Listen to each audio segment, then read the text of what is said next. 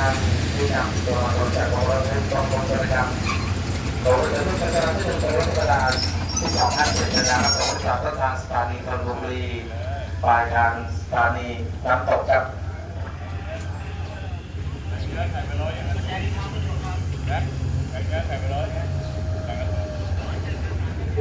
ของรถที่นี้ก็ออกจากสถานชุมทางออกไปแล้วรถสมบริสารที่ป้ายอยู่รถของสมพล